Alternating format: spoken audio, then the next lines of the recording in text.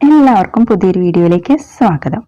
ഇന്നത്തെ വീഡിയോയിൽ നമ്മൾ ഡിസ്കസ് ചെയ്യുന്നത് THE എന്നതിൻ്റെ ശരിക്കുള്ള ഉച്ചാരണം ദി എന്നോ ദ എന്നോ.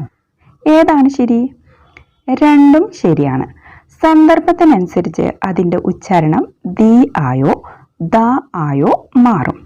ഒരു പ്രത്യേക വ്യക്തിയെയോ വസ്തുവിനെയോ ഊന്നിപ്പറയുമ്പോഴും വ്യഞ്ജനാക്ഷരം അതായത് കൺസോണൻസ് ആദ്യ അക്ഷരമായ പദങ്ങളുടെ മുമ്പിലും വരുമ്പോൾ നമ്മൾ ദി എന്ന് പറയണം. For example, the door.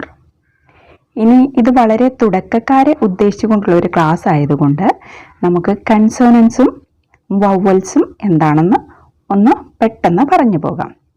English അക്ഷരമാലയിലെ A, E, I, O, U എന്നീ അക്ഷരങ്ങൾക്കാണ് നമ്മൾ വവൽസ് എന്ന് പറയുന്നത്.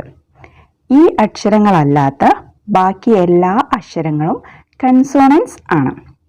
അപ്പോൾ ഈ കൺസോണൻസ് ആയിട്ടുള്ള അക്ഷരങ്ങൾക്ക് മുമ്പിലോ അല്ലെങ്കിൽ ഒരു വ്യക്തിയെയോ വസ്തുവിനെയോ ഊന്നിപ്പറയുമ്പോഴും നമ്മൾ ദി എന്ന് പറയണം.